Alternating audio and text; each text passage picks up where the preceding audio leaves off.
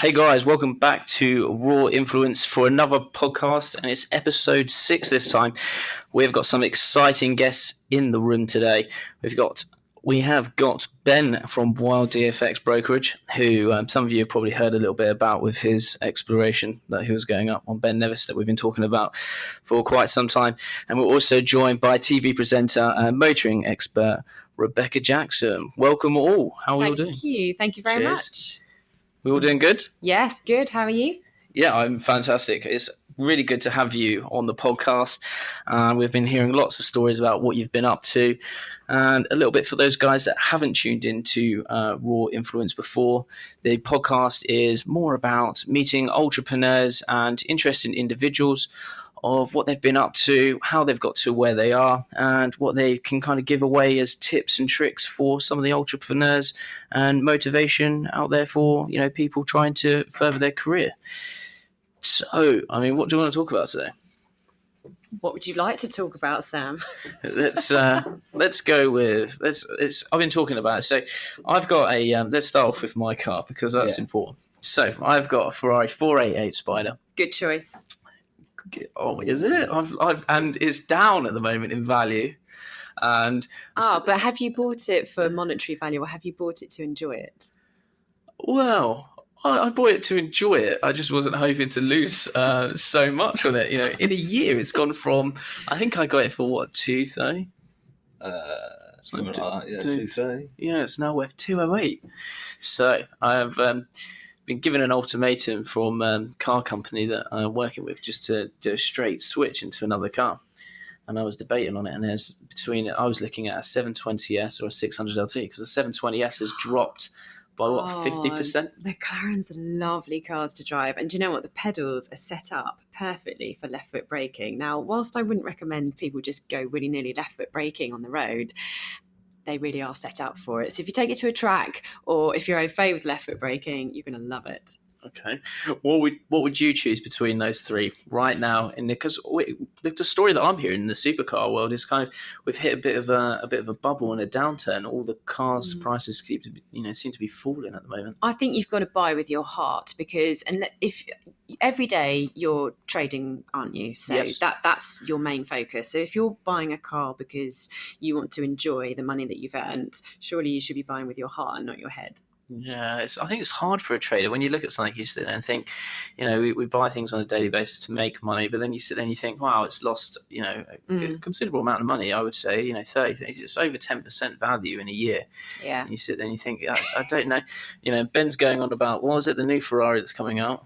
Well, yeah, you've got the 488, and now the F8's come out, so that's why your car's taking a hit. Because it's not the latest V8 mid-engine Ferrari anymore. Right, I'm losing money on this one. I think this is one of those decisions I'll just have to come up with. Guys, if you want to let me know, make sure you drop in on Instagram or on YouTube with your comments of which one of the three I should get: 720S, 600LT, or stick with the 488 and just man up with the loss that I've got and stick with the enjoyment factor of that one. Yeah, that one. I vote commit and buy an SVJ. Oh, You won't lose money then. Yeah, come on! I want to hear this because you keep talking about how you won't lose money with an SVJ. You won't. If you get an SVJ now, what are they? 400 on the open. You probably won't buy one for that. If you pick up an SVJ at 370, something like that, okay. Last naturally aspirated V12 Lamborghini to come out, because the new one's going to have a hybrid system. You look at Lamborghinis have passed, the V12 models have always done well, especially the SV models. Murcielago SVs are creeping back up. Aventador SV recently has only just dipped below market value. SVJ, still the fastest car on the Nürburgring. It's going to be worth money later on down the line. Agree? Well, yes, it probably will be, but I think you need to get off the fence, because otherwise you're going to end up just trading cars, and that's not what you do. Yeah, so, buy a car that you like, and if you don't like that car anymore, buy a different car. Brilliant. Okay, I'll take that advice fully on board. Spend money. Yeah, there we go. Or just keep it and enjoy it as much as we can. Even though it's coming up to winter, we can't really use the Spider too much. I have to take it abroad somewhere. So let's find out, for those that don't know anything about yourself, what's it that you do at the moment, and kind of what have you been up to? Okay, so I'm a racing driver, TV presenter, and motoring journalist, motoring expert. I appear on BBC and Sky talking about motoring issues, and I've also raced all over the world. I've raced at Le Mans, I've raced in Dubai, and I've presented a few shows on TV, Modern Wheels or Classic Steels on Dave, and I've done a children's programme. And this ties me into my next point. I've recently become a mother. I am now a mummy of 8-month-old twins, one of each. Congrats, Thank you very yeah. much. Yeah. So, are you planning on going back on the racetrack now? So I think it would be very difficult to keep me away from the racetrack completely. And, once you are a racing driver and it's part of your DNA, I think you will always want to be at the racetrack. So, when I go back, I'm not sure at the moment. And in what capacity and where I race, again, I'm not sure, because at the moment, I don't want to go away for the weekend and leave my precious babies behind whilst I go international racing. Yeah. Whatever I do, I give it my all. So I went from club level racing to international professional racing. I set up Project Le Mans, which was my big, ambitious 4-year plan to get to Le Mans. And I raced there in the support race in an LMP3 car. So whatever I do, I give it my all. And I'm now a mummy, so I'm giving that my all, and they need me. So I will probably be doing hot laps, and I work with a number of different companies, and I give hot lap days for their customers and competition prizes, that kind of thing. Because I love driving around the circuit. And when you see people's face after they've just had a hot lap, they are just so thrilled. They love it. And that's great. So you're sharing your passion and also making someone happy. Yeah, 100%. That is awesome. Congratulations.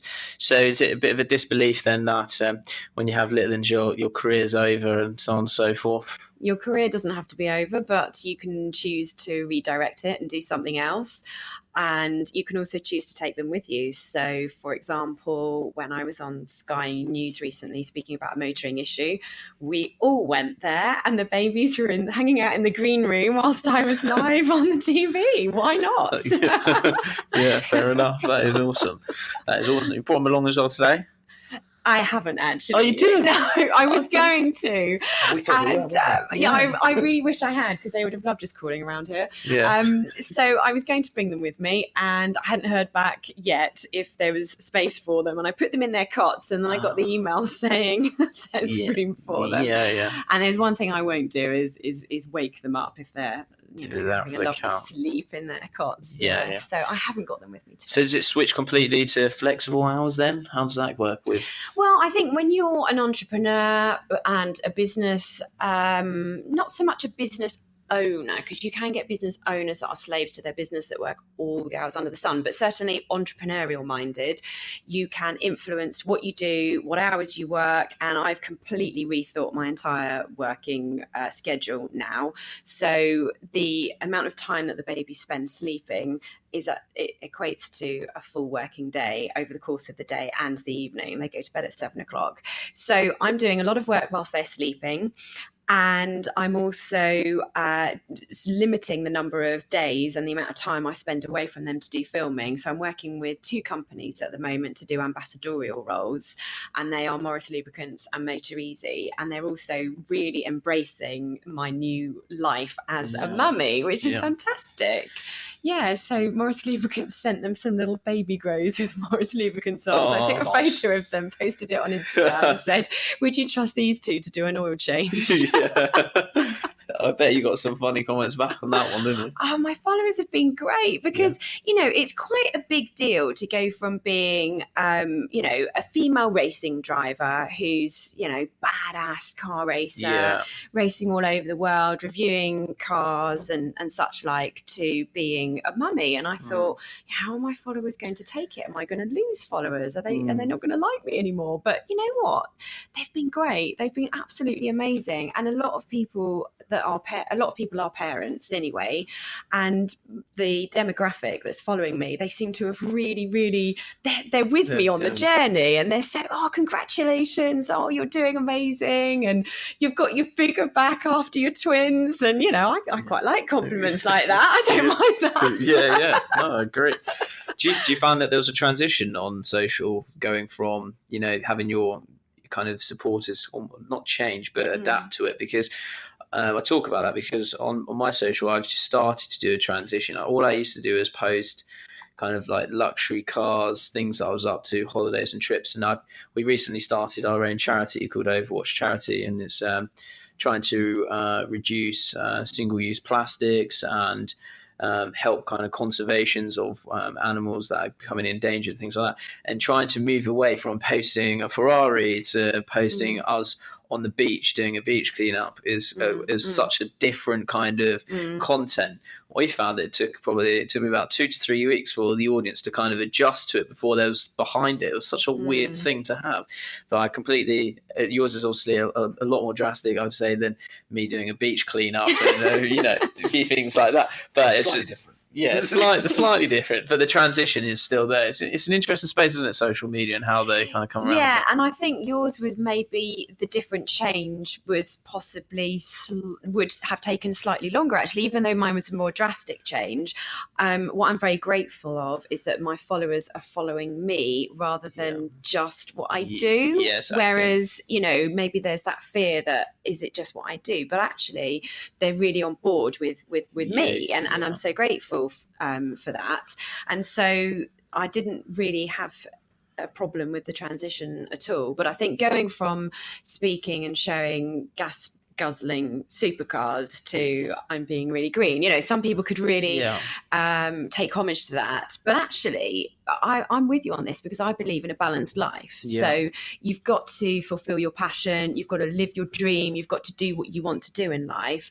And in terms of the environment, we can all play a role if we reduce something by a small amount. So instead of buying loads of plastic bottles, maybe you buy a reusable one. And you shouldn't get rid of your supercars because if they're your number one passion, then they're part of you and they're part of your life. But there are other areas that you can be more environmentally friendly. So I'm with you on that. Yeah, it's becoming a big movement, isn't it? Actually, the whole. It is, yeah. Was it Gretna? Was it? Yes. Yeah, Gretna, the young girl. She's been going full guns blazing on it at the moment. She went hard. Like she went in on. Yeah, I do feel sorry for her at some point. So she's had quite a lot of social media bashing, but I don't think she cares. She's so passionate about what she believes in. She doesn't care, does she? No. Even if she did, she's got 7 million followers. 7 million. Yeah. She's the thing is, unless you are cycling all the time and not driving at all, and you're buying secondhand clothes and you're growing your own veg and you're not buying anything brand new and living off the grid, you know, and in which case you probably wouldn't have access to social media. Unless you are that person, you're not able to judge anybody else, and so the rest of us can do a small amount. There's very much the image that if you are, you know, supposed to be environment friendly, you have to do. You're either fully or you're not. Like you can't like go, oh, you know what, I'll have a Ferrari, but I'll do all this work and do all this. Or it's got to be right. If you're going to drive, you drive a Tesla. If you're going to be, you must have organic. Grow it yourself. Don't use plastic. Don't do this. It's all when actually we could all do with a bit of balance. If everyone did a little bit, That was what the number one PR issue was with me starting a charity. They're like, the first thing that's going to come up is that you've got a Ferrari. And I was like... That's exactly what I said. I was like, how can you talk about green stuff? People are going to say to you, you know, you've got a Ferrari. I know, but at the same time, we picked up 100 kilos of plastic off of a beach. Wow. In a wooden crate. And a wooden crate, and 3 or 4 hours. And... we stopped that going into the city. We were sitting there thinking, if we did this on a mass scale, exactly, that makes a difference. All right, it's not going to offset the Ferrari and the emissions, but stopping plastic getting into the ocean, it definitely has a positive impact on the environment. That Gretna, I think she's doing like rallies every Friday. Every Friday she's got this, right? It doesn't matter what country she's in, she's causing a She also refuses to travel Like she got like she got a boat, I think, to New York or something, wasn't there? Yeah, wasn't but there's there's still an environmental impact on getting that boat because the diesel will be emitted into the atmosphere. But I don't want to knock her because she's doing great work. But at the same time, there's a level, isn't there? And we're all... That's the exact point. For her to do that, she still has to have some impact on the environment. Yes, of course. Yeah. And I suppose actually that's the point. Are you scared from what you've seen on the environment for your Litlands of what's to come in the future from all? I mean, I think it's really come to light this last year, just about 80% of the reefs are dying in Australia, and something like 70% of the fish that we eat now has plastics in them, and all that kind of stuff. And it's just they're saying if we don't fix it by, I think it was 2050. Is going to be like a complete and utter meltdown by the sounds of it, of like a food. I think in terms of the planet, I think the planet will see humans as a bit of a knock. All right, we'll get rid of you at some point.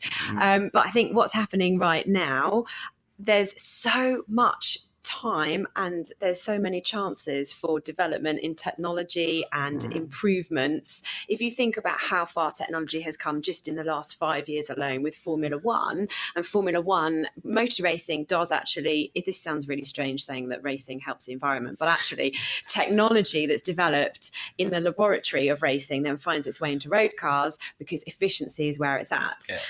If you burn less fuel, you're pumping less out, aren't you? So I think over the course of the next 30 years, there's so much opportunity there for development in technology that I think it would be very difficult to say right now the future is completely doomed for my children. I think that's a really negative way of looking at it. You can be realistic and say, well, there's things that we need to do, there's changes that we need to make, but there's also a lot can happen in a very short space of time. Yeah, I mean, when talking about technology, I went to McLaren Technology Centre in it's Surrey, Woking. Isn't it? Yeah, Woking Way. Yeah, Woking. And it was awesome. It's like going into. Have you been there? No, I haven't. Oh god, it's like walking into like MI5. You're getting there's these like cubes like this by the car park, and you go in them, the doors close, and you go down into the underground to get into the building. You got like a long tunnel in, and everything in there, gizmos, the lot is just unbelievable. I've never seen anything like it. Even when they were starting up one of their Formula One cars,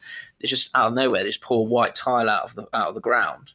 And it just pulls out like almost like a vacuum, and it's just pulling all the exhaust fumes out. Yeah, and so clever. They're saying how it comes out, goes through this system, and then the oxygen is taken away from the fumes and it's pumped into the lake to oxygenize the lake. And I was like, wait, what? Wow. And the AC is used to cool down the facility from the lake. And I was like, this is nuts. That's so clever. It is. It's I was thinking, I'm getting excited over a lake here. So this is where we're different, because I'd be like, there's a lake, I need a jet ski. Yeah. That's not helping the environment. I'd get an eco-friendly jet ski. Yeah, solar panel one. It's when I went there, I was incredible. Even down to they've got like an operation room for each track. So I was talking. I was talking to Zach, who's the CEO at McLaren, and he was talking about their operations team. And it's just if any time they want to try something out on the track that they're currently racing on, they will then go and get an individual from who's going to run in a simulator, who's like a pro video game expert or whatever, and he's good at racing. They'll sit him down in a simulator, and whatever change they want to make on track, they'll make on the simulator first, get him to go around the track, who's a similar kind of standard to the person who's actually on the track. And if they see that it makes the time difference up, they will then pull him in to then make that change. And I was like, this is like crazy. And they're watching like this about probably 60 charts on this screen, and it's just watching like the tires like slowly degrading, and it's like measuring that of when they need to come in. It's like they're monitoring every single race and all the other drivers as well to see their lap speeds, what's going on. I just sit there and you think, this is just, I look at charts all day, but these guys, there's literally, it's almost like it reminds me like Vladimir Putin's war room or something. Like there's like 40 experts just sat there, headphones on, just shouting, going nuts. They got a NASA launch center, just like crazy. They even got these like buttons, like that glass there. There's like take a seat. So we was like, what are we doing in this room? There's like 8 seats. Take a seat in this room. And I think, I can't see through this. It was almost like that. It's like frosted glass. And press the button, the whole thing comes unfrosted and it's see-through glass. I'm like, what? This is crazy. Just changing the type of glass. When we get it fitted. Yeah, I know. Like, just don't want to see you. Open. You certainly think this is crazy. Yeah, but seeing all the cars at McLaren as well, that was, there was like, yeah, you can now use your camera. No, you can now not use your camera and things like that. And it's even simple stuff like technology that's not involved in the cars that they've created is still awesome stuff. They've got a conference room there, and it was almost like an egg, like hanging down, a half egg hanging down. And they go stand in the middle of it. And I thought, okay, this is where we do our talk to 80 odd staff. And I thought, okay. And I said, it's quite a big room. Do you not need a mic? I was like, no, this egg, it helps amplify your voice naturally around the room. So I started whispering in this egg, and you could literally hear it at the back of the room. I was like, what? This is crazy. Again, it looked like a war room. So your next party, then, you're hoping that they're going to let you have it there. Yeah. It's awesome. They thought of everything. Even the branding and stuff like that. We had lunch there. The butter came out with the McLaren logo. Like that, it was cut into the McLaren logo. I thought, what? This is crazy. You must have been to a Ferrari do where they've got the prancing horses on the tablecloths. I haven't. I was going to go to... We were going to go, weren't we? What was the one we was going to? No, we were going to go to the launch of the F8 Tributo. Yeah. We didn't go. You missed out on the prancing horses on the tablecloths. Yeah, that was the one. Why didn't we go? I don't know. So You're looking at a car that's going to depreciate your car back home. I'm looking at all cars going, I can't afford it. Oh no! Yeah, what a shame. But no, with McLaren, I was pretty impressed with what they're doing. There's some awesome cars there, especially the Senna. That's amazing. Okay, you don't like it? I'm not a fan. No. So on the conversation of YouTube and talking about car influencers on YouTube, there is now a lot of them on there. You've got TGTV. You've got They're a pound a penny now, aren't they? Pardon? They're a pound a penny now. Car YouTubers, like you can get them. They are everywhere. Yeah, you've got Archie Hamilton Racing. You've got Shmee, Paul Wallace, Supercars London, Emma Walsh, TGE. Archie. Who's the guy that went travelling around in the Porsche? Seen Through Glass. Yeah. You've got those guys, and then you've got people like CarGurus, Car Wow, What Car, which obviously you have previous with two of those. Yes. Who do sort of different things, but like so. Obviously, now YouTube has taken off huge in the last few years, and there seems to be content for every type of business, motoring especially. Yeah. You look at some of the access now that YouTubers get. So let's take, Paul Wallace has very good access with Lamborghini. Emma Walsh got to do the mini racing series. And then you look at sort of the big time motoring companies, Top Gear, who have been around for 15 odd years. Yeah. And then you now have the Grand Tour on Amazon. Do you think that YouTube and those are now pushing BBC with Top Gear, Amazon and Grand Tour sort of out at all? I don't know about pushing them out, but TV's definitely changed over the years. Yeah. And YouTube has as well, because I did it the other way around. I got found on YouTube and then put on television. So I put car reviews of cars that I had in stock, because I had a motor sales business for 11 years, and I just started filming with cars that I had in stock. I got found by Dennis Publishing, so I then reviewed cars with Car Buyer for 2.5 years, then Telegraph, then What Car, and now CarGurus. And while I was at Dennis Publishing, I got found by a production company.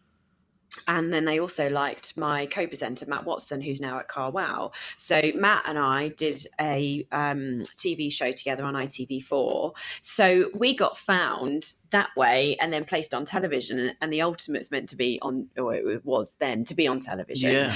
Whereas now I think you can do both. You can do either. It depends what you want to do. But it's definitely opened the floor up to more talent and more people being able to showcase what they can do. So I definitely noticed it. I find now that with Top Gear and the Grand Tour, for instance, because I love both of them,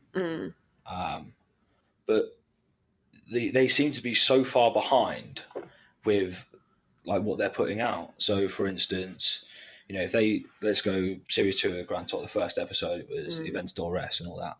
That had been out for nearly a year. It had been on YouTube for, the reviews and that had been out for ages. And they had like the AMG GTR. And it's like, well, these have been out for, 10 months, a year. We've seen all this stuff. Yeah. It's the turnaround. It's because their turnaround is so long because they make such high quality productions. Oh, yeah. Yeah. Compared to a YouTuber who can do a review. Yeah. What was that video that it was the Russian lady and TG? There was what was it? The Diamond SV. Yeah, but that got horrible. It got 1.2 million views in the space of a week or 2 weeks, which is ridiculous. It's probably up there with what I don't know what these episodes are pulling in from Top Gear or Grand. Well, what some people are doing is they're watching the television, but they've also got their hands on their phone watching a YouTube video in the middle of the TV show and then putting it down, carrying on watching the television. Yeah, that is so true. It's an interesting one, isn't it, of where it's going. I feel like you're saying there, I feel people might be put off slightly just because of the fact that they're already seeing that content. Yeah. So it's like the reveal. Oh, it's on YouTube. But you notice now how the new series of Top Gear, it was very much more they went on adventures. The Grand Tour, they've stopped. They've said they're going to do adventures. So they've still going to bring that in. So it's an entertainment show rather than a review channel. To me, it feels like that YouTube and that scene has pushed out the motor reviewing side of, the big productions. And then there's, with YouTube as well, you've got your influencers that will get astronomical number of views, and you've got a bit of a division because I come really from the editorial side. So What Car and Car Buyer, The Telegraph, and now CarGurus is all editorial, and the person that I'm working with now has come from the Telegraph. So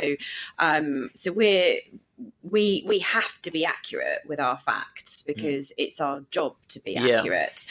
Whereas an influencer could maybe get something wrong and it doesn't really matter. Their followers might criticize them, but it's not their job necessarily to be accurate or indeed open-minded to different vehicles. They could be aligning themselves with one brand. Yeah, that's something that definitely does come about. You see, if someone makes a mistake in a video, the most they're going to get is, well, it's not got this much horsepower. It's got this. Or, but they don't get paid for it. They get paid for the views, right? Yeah, so it's exactly.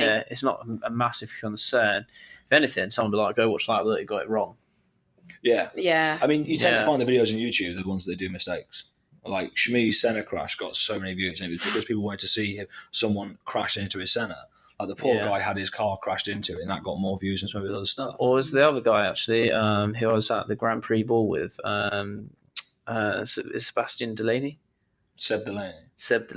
Yeah. The guy from Monaco. He crashed in Batmobile. He crashed in the Batmobile. Yeah. And that went pretty viral. And he's only young, isn't he? He's probably I don't know how much, 18 to 20 years old. He crashed Batmobile, and it was kind of all over the news. Yeah, Team Gallagher's Batmobile, wasn't it? It sounds bad, but it was probably a good thing for his profile. Because he was struggling. He went through a patch. There's no such thing as bad PR. You know what they say. He's got 250,000 subs now on YouTube, just off the back of that. Well, that was a big factor of it, but it was interesting to see where the channel's growing. Yeah, I'm just interested with the space and where it's going. Do you know much about Car Wow? I know a bit about it. Yeah. I was seeing it was from our side. We've been it came across my desk literally this morning. I thought I'd bring it up.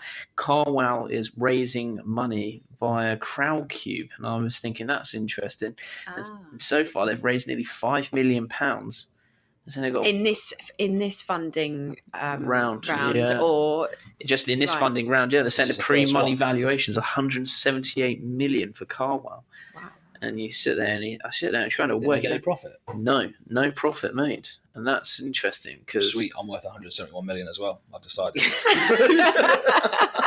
Me, myself, and I. It is. Yeah, it's a crazy system, isn't it? It says people have spent. It says.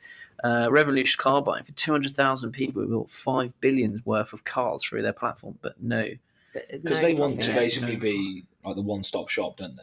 Yeah, it literally says $5 billion worth of cars bought on Car Wow customers, 5% UK market share, 80% compound annual revenue over the last 3 years. Expanded into Germany, Spain, built 2.7 million subscribers on YouTube. And it says invest alongside Mercedes-Benz. and I can't pronounce that. I'm not a car guy. Balton and Vitruvian. I'll go with that. So have they not turned a profit because they keep reinvesting the money in marketing, or have they not turned a profit because the model doesn't work? I don't know. That's the question. It says 80% compound annual revenue growth over 3 years to 20 million in 2018. So the revenue's that, but I mean, depends if they're continuously expanding, I suppose. But it's interesting. So they're going to be competing with the likes of Auto Trader, I suppose.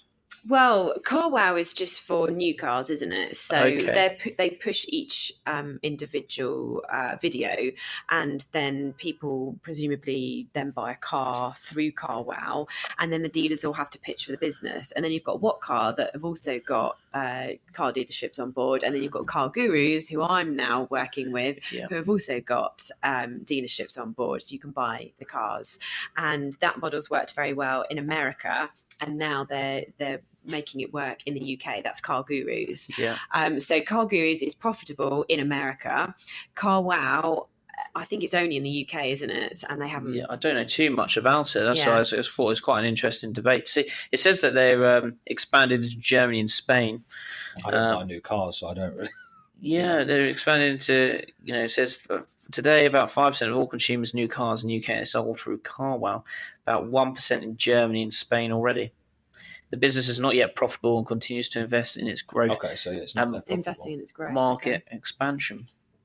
So is it not yet profitable because it's reinvested in its growth? Yeah, they haven't really explained on that part, which is a bit of a grey area. Is it not profitable and they're putting more money in, or is it not turning profit because they're investing in everything they do make? So surely with companies like this cropping up and getting big, I mean, it's not to be sniffed at. 178 pre-money valuations. It's quite a large amount of money. So are dealers doing something wrong? In what way? Well, as in, these guys are selling new cars and using their dealer network. Yeah. So why can't the dealers do something along those lines? Why are they then using another company, I suppose, in that kind of respect? The model with CarWow is that when somebody is looking for a car, they then a number of dealers will pitch for that business. So really the customer is going for the cheapest price, which is not always the motivating factor for somebody to make a purchase.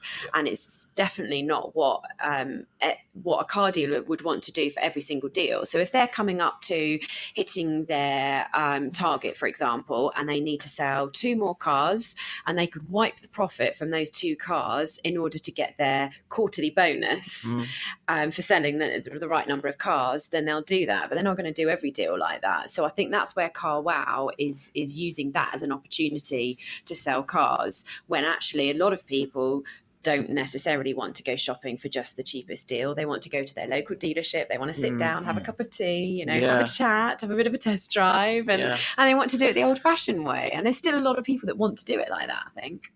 I would want to do it like that. I wouldn't want to. That's why I liked working with Redline in Harrogate. They're in Harrogate. I'm in Watford. I wrote about them in my book. That's how much I enjoyed it. Yeah, I spend a lot of time on the website. Yeah, I travelled 3.5, 4 hours. How long did it take you to write your book? Not as long as people thought. I'd done it in 4 months, 5 months. Well done. That's fantastic. And then it got published by Wiley Publisher, and now it's in every WH Smith and what's the other one? Waterstones. In the whole of the UK and in the equivalent in Europe and USA as well. Yes, it's gone really well. And how many have you sold? I don't know yet because I don't get my first quarterly update. So I'll find out. I must have launched it in July. You've got to be coming up soon. Yeah, like a month or so, something like that. Yeah, it's coming up soon, so I'll find out. But I know they got to business book number 7 in the business ranking books for WH Smith's leaderboards, and so I'm happy with it. I've had great feedback from it, so that was the motive out there. It's just to basically help and assist people with being entrepreneurs and actually put a kind of step-by-step guide in place of how they can become an entrepreneur. Is it something on the horizon for yourself?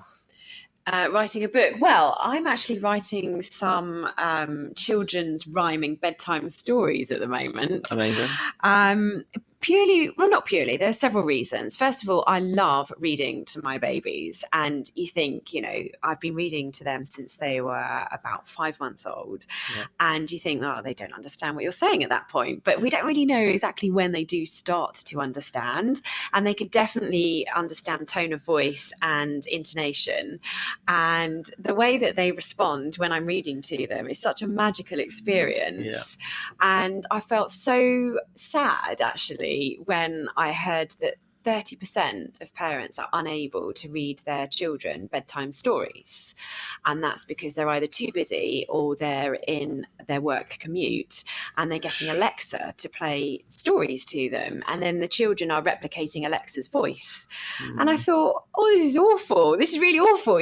I love reading bedtime stories. I love reading stories to children and to my babies. And so I thought, right, okay, I'm going to write some rhyming bedtime stories for babies and then publish them as audiobooks for those parents who are, for whatever reason, it's no judgment to them at all. We all parent differently. But if they're not in a position to be able to read them a bedtime story and they can have a warm voice. Yeah, your lovely voice, not a robot. It's like a horror film, isn't it? What's that movie when they there's literally a whole planet and it's just robots and they're bringing up that human? I don't know what it's called. I will find it. It's crazy. And she basically reads her bedtime stories and it's a robot and it's she's the only human. She doesn't know it. She's basically saying it's all dangerous outside and everything. And they're trying to bring in humans back into the population. The robots are doing it. And the robots reading her bedtime stories. It just turns into a complete horror film. So, I'm trying to... I'll quote it in the podcast. I will find it. It's crazy. Please do. Yeah. But what films you watch, mate? Yeah, no, So my bedtime stories are basically the complete opposite to that. Yeah, that's what we want. Yeah, so I've written 4 and people will subscribe and they'll pay a monthly, very small subscription because I want it to be affordable to as many people as possible. And then they'll get 5 new stories every month, which means you've got a different story for each day of the week, Monday to Friday. And then at the weekend, they can probably read them something that they've got. So 5 stories every month and they'll get new ones. And that's what we call a good business, something that you would use as well for your little ones and something that other people can use. Yeah, definitely. Yeah. You'll be going down the street. You'll go completely global, and you'll be walking down the street, and someone will overhear a conversation, and they'll be like, "I recognise that. I know that voice." Do you know what that happened to me? Well, it happens to me with the car world, but it will happen in the children babies world as well, won't it? I recognise that voice. Yes, it's just the latest Ford Focus Active, and that is awesome. I've seen. I think that's a big part that's missing as well. Is in that area is children's books. I've got to admit there's I think there's that gap, and I think it's getting bigger. People are almost like, I don't have time to do this, so on and so forth. Yeah. It's almost easier to not do it. And exactly. That's the problem. But it's needed. I think I think I was actually reading some stats about it. Was it about that? It was about that. It was about something about like the intellectual growth of it's probably because of that movie. Intellectual growth of a human when they're digesting information. If you read from a younger age, they have a higher IQ. And it's just like looking into things like that. That was interesting.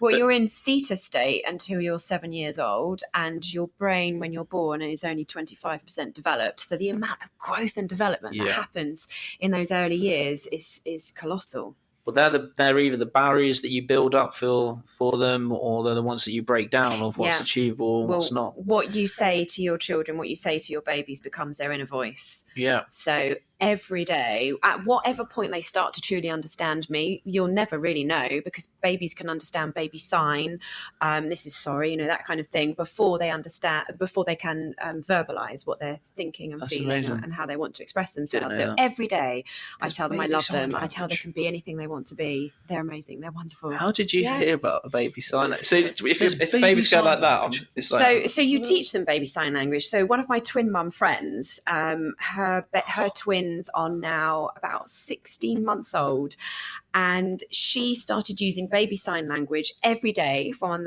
when they were 7 months old, and she got nothing back for months and months and months, and then like that. It just clicked, and I saw them communicating with her before they could speak. So this is sorry, this means milk, this is thank you, this is please. And it's incredible, you know, that these tiny little humans can understand what you're saying before they are able to speak back. That is crazy. Next Overwatch charity event, Day talking in baby sign language to each other, and that's all we're allowed to do. That is cool. Mate, that's cool. And well done. This is well You done. basically have like baby like special forces. So Yeah, basically. it's just like, you know. Little tactical hand signals to each other. Your twins were like, right, you get the milk, I'm getting the biscuits. yeah. You distract her, I'm going this way. So, yeah. It's not my dream. It's that moment you turn Kids around franking and it's parents. just, you got like an 18-month-old. I'm watching you. Yeah, that is incredible.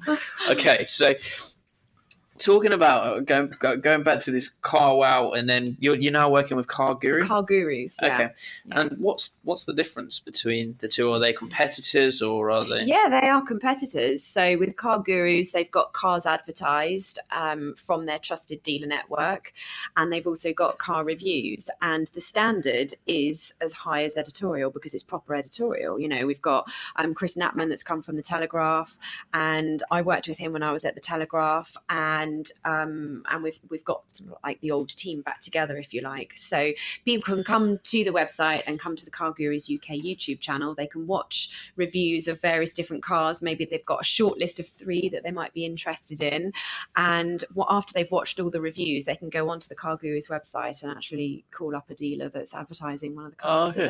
So does the audience kind of engage with that? Be like, I'd like to see a review on this, and this, or is it? Yeah, we do get quite a lot of audience engagement actually, and that's something that I have noticed, and I guess would bring us back to the point that you were making earlier about YouTube and internet versus television, because we've got a lot of engagement. People will post in the comments that they'd like to see a review on such and such, or even if it's a criticism as well, because you can learn a lot from criticism. Yeah. And if somebody wants to see something about a car that perhaps you missed, you know, no one's perfect. So if there's room for improvement somewhere as well, those comments come in handy.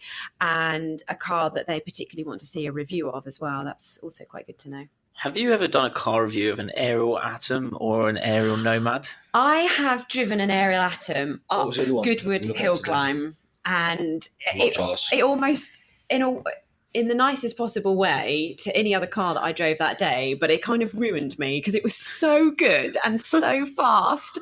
And I drove my dad up, so he was in the passenger seat, and I got to the top and I thought, wow, that was incredible. There we go. This is what's happening. I've been on about. I really like them. I really like the Aerial Atom and the Nomad, and it's something that I think the Nomad's cool. The Nomad's like so just I'll go over any terrain. I will not be broken All by I'm saying anything. is, I've seen your garden, and I think we have some great fun in your garden with the Nomad. That's- Especially if you get that land, we could have some great fun. Yeah, that's the Highlands trip right there in a Nomad. You obviously don't live in London then, if you've got this ginormous. I live slightly out in the Terrain. countryside. Yeah. Yeah. Live out in the countryside, but we've all just come back from a trip from Nevis and. Ben Nevis. Ben Nevis, yeah. Not Nevis in the Caribbean. Yeah, not Nevis in the Caribbean, yeah. Yeah, was it? Slightly cooler and a bit hillier. Although the Nomad would be fine on the sand. Yeah. I think we need to prove this. Yeah, concept to be proven. Yeah, I was looking at in the Highlands, and we're looking at a property deal up there, and it's just a lot of land. And I was saying about the Aerial Atoms and the Nomads, and I haven't actually been in one, but I've been going on about the Aerial Atom now for probably, it must be at least 2 years. I've been looking at it thinking, They're so fast. it's just it rains too much, that's the only thing, unless you can But create does it really? I mean, we've had a fantastic summer. We really have. It's true. It rains too much. You've got a convertible Ferrari, mate. But the roof goes up. Aerial Atoms, you don't have one. You got a hat. I was just thinking, You'll why have to You buy bought a pedal- waterproof jacket. puddle You suits. bought a waterproof jacket for Ben Nevis. Sorted. It's true. Why can't we create like a pod on the Aerial Atom that's like a slider? Have you ever seen Caterham drivers racing? No. They put Right. the tents Is on. that It doesn't what- look quite as good, does it? Is Is that In fact, that's what we saw driving back from school. You know, when we were driving around and there was that guy coming up in a caterer and it looked like he had a tent on his car. Is that what it was? That's what it was, man. That's why people don't put roofs on those kind of cars, because they don't look good. That's what I'm thinking. A nice glass pod or something. Custom aromatic. That reminds me of an old cartoon. I'm sure there was a cartoon where they had little pods above them. It was. What was it, though? No, it was Wacky Racing. Wasn't Wacky Racing. Yeah, that's Who going was to it? be you. Yeah, Catch the Pigeon. That's what it was. All I heard there was Pigeon. Wacky Races, so now we're doing Wacky Races to Nevis. We'll have to see how it goes. Unfortunately, there's not any 600 LTs on CarGurus at the moment, so I'm currently using theirs to have a look through. Is that CarGuru's plug there, Ben? Yeah, invoice. I'll pay you later. Because you've already brought a McLaren Technology Centre, Yeah. so that was a slight update. And then we did CarGurus, and I thought, do you know what? Let's have a look. How demanding is CarGurus on your schedule? Is that? So with CarGurus at the moment, I'm doing 2 reviews a month. Okay. And then I've got commitments with Motor Easy and Morris Lubricants. And I'm also the face of One Woman Owner. So One Woman Owner is a new website and it's aimed at women because... Would you believe this? Still in today's age, research has shown that women feel ignored by the automotive industry. I probably agree with that. Yeah, I'd agree with that. That's the same as the trading world. It's like a 90% dominated male. We've tried to push for more women in the industry, but I don't know. I think they're put off by it. It was like the applications for the real Forex trader. Like, Yeah. you know, We've got a new film series that we're sorting out for next February, and 90% of the applicants, well, more than that, probably 95% of the applicants are all male. And we're just like, we got a lady though that's she doesn't know that she's passed or failed yet, does she? But she's a mum of 2, and I thought that would be interesting having a mum definitely. trader coming on, and it's about taking. apply? It's like, Did you apply? Yeah, because I've got time to do that as well. yeah, we're taking 18 people from random different careers who've never traded before, That's such and a we're good idea. throwing them into an environment and saying, "This is what we do. This is how we do it. Get going, and let's see what ends up." Wow. And Ben was on the last one. A couple of the other guys, and they're now working. So yeah, it was pretty. So it works. Yeah, Ben's Ben, you're still doing all right training. Ben works in the brokerage side of the brokerage side of things. brokerage side of the business. But there's 3 of them now. But they all came from different walks. Ben came from a military background. Jack came from a building background, and Mark came from a PT background. So completely. Well, that's just it. There's so many transferable skills that until people actually realise what skills they have and how they can transfer that across, they maybe don't realise that there's a fit there. Yeah. So how is this website helping women to get into the motorsports? So it's not helping women to get into motorsport. It is a website aimed at women because more and more women are making car decisions, as in which car the family is going to drive. And if the automotive industry and adverts and editorial is largely ignoring that part of the population, then they're feeling a little bit lost because they're not getting the information that they need. So our website it's not pedantic. It's not designed to make any women feel like, oh, we should know more. It literally is just much more user friendly because there's information out there on the internet, but it's not aimed at women. It's more aimed at men. So this website is designed to empower women into being confident car buyers, because ultimately in most houses it is the women making the decision. Yeah, that's interesting. Could we see in the future, do you reckon, women only car dealers? Probably. Well, I mean, it sounds it's completely off topic actually. In Dubai, they've got taxis for men and taxis now. They've got pink taxis for female because they're a bit funny over there with their.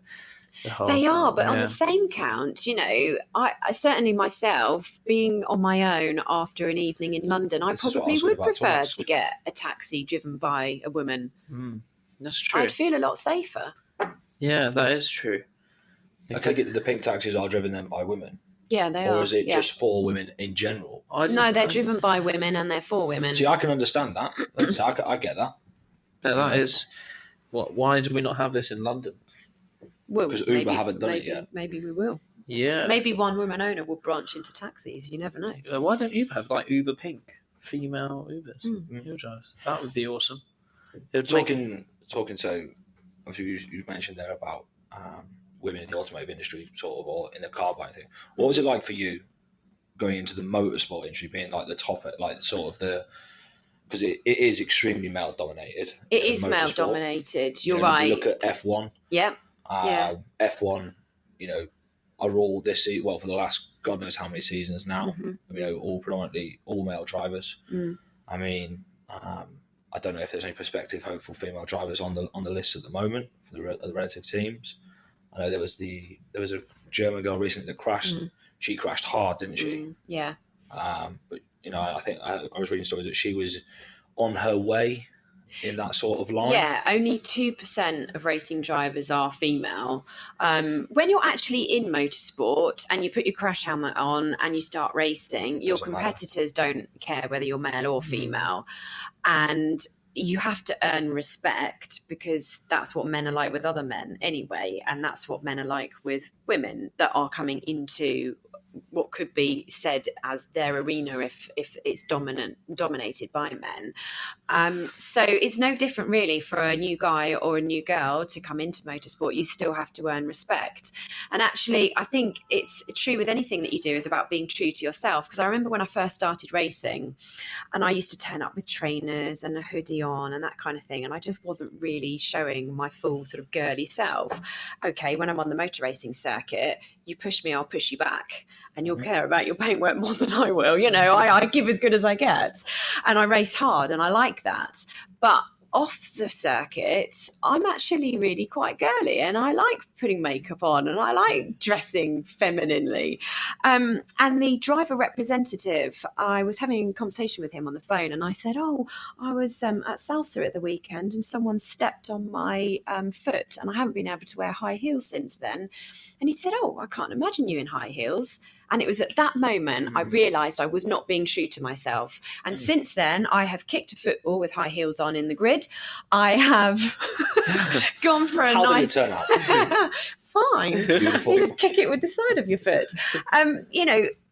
I think that whether you are a woman who likes to wear makeup and you like to get your nails done, do it. If you like to have really short hair or not get your nails or your hair done, whatever it is, you just have to be true to yourself. And I think if you're happy with who you are and true to yourself, then you will get the respect that you are looking for. And so I haven't had a problem, but I also do have an engineer as a father, and they're very, very, very good at taking the mickey. So my entire life, I've had the perfect training for working in a male-dominated environment.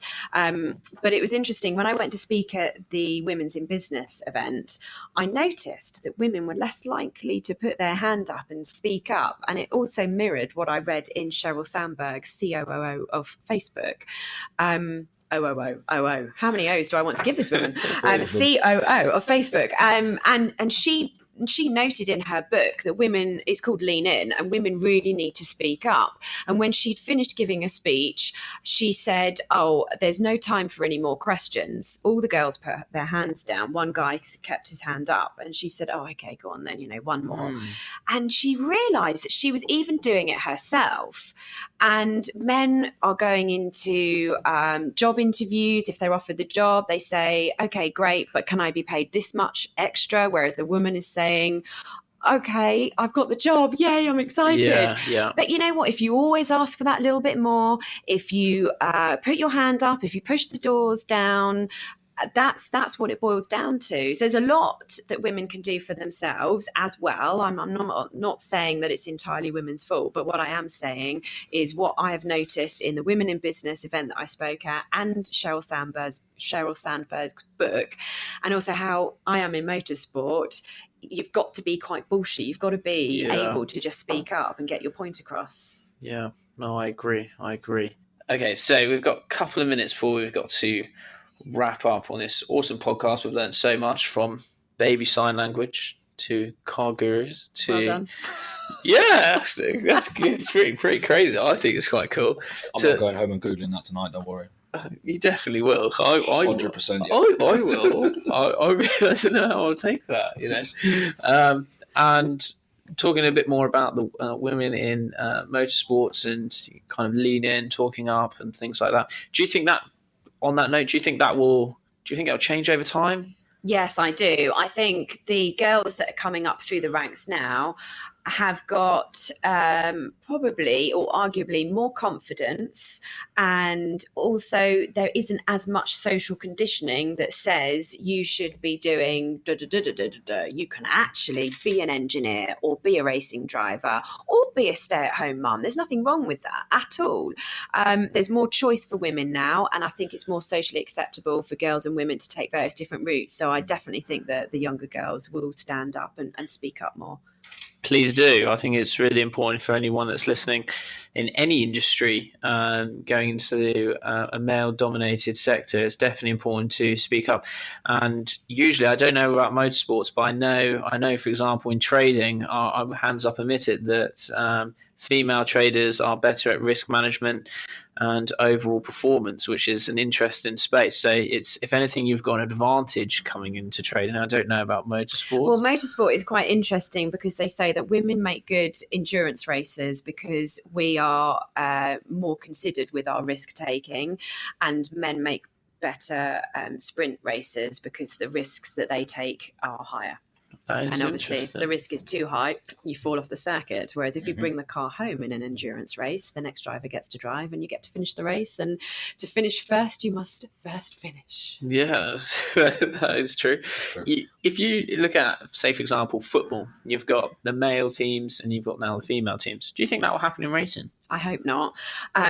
It's one of the few sports where you do actually get to race wheel to wheel with men and women. There's no reason to segregate us, but W Series has.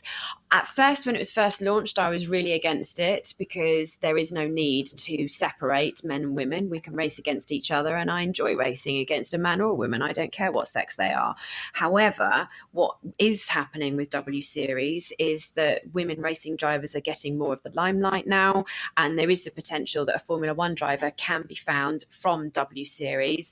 And I've also got lots of friends in W Series, and I'm really, really pleased and proud of Jamie Chadwick for winning it. So there are some positives around W Series. Do you think females have an advantage over to males because of the weight? Because some women probably weigh, 60 kilos, and some guys may weigh 70, 80? You usually have a minimum weight regardless of what your weight is. Okay. So the advantage if you are lighter is that you can put the weight wherever you like in the car, because ideally with a racing car, you want the weight as low as possible and you want to be able to corner weight it. I couldn't have a car then, basically. And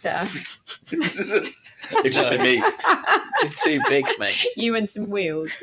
I'm not sure about that. If you wheels in wacky races, you'll be the caveman right now. I still win, though. Yeah.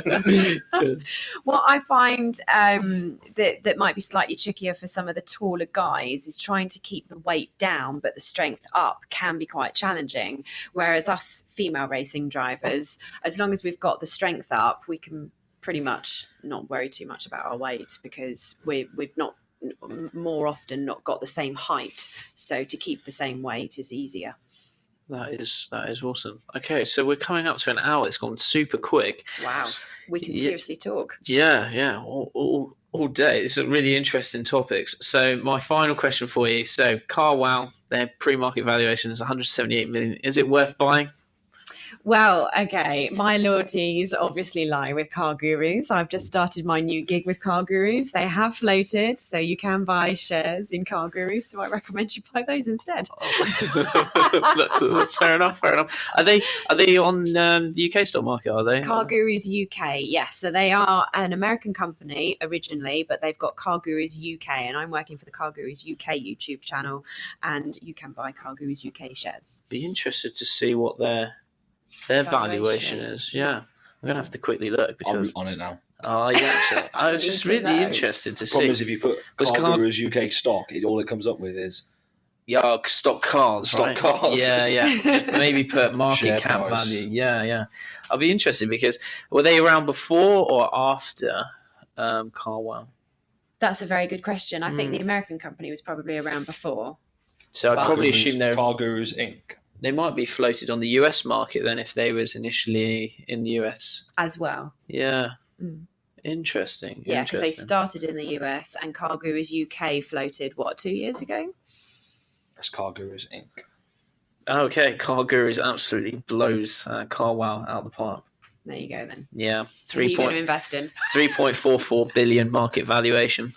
Be interesting to see as a benchmark how these guys have done. Anyway, so guys, for those that are interested, where can they come and follow you and keep up your journey? Okay, so on Twitter, it's Rebecca Racer. On Instagram, it's Rebecca Racer 0. And if you just Google Rebecca Jackson, or if you go to RebeccaRacer.com, there's my website. I've also got content on YouTube, and I've also got videos of me like bench lifting the babies and that kind of thing as well as car stuff. So a wide variety then. a wide variety. It's mainly fitness and cars. Yes. Amazing. So guys, if you didn't get that, then don't worry. I'll be tagging in everyone this evening in one of my posts, and you can head over and give a follow. Thank you so much all for joining. It's been an absolutely amazing show. Next episode is on Tuesday, and we've got a crazy individual coming along who's planning. I think he's been trying to get the first Kenyan up Mount Everest. I think they've done 3 attempts so far, been hit with avalanches and God knows what. And now he's looking at doing the whole Congo River, which is 3,000 miles walking. So absolutely crazy on that one. That's coming on next Tuesday. So stay tuned for that one. Thank you again so much for joining me. It's been amazing. Thanks a lot as well, Ben. Cheers. Thank you very much. It's been great to be here. Thank you so much. See you all later, guys, and see you in the next episode. Bye.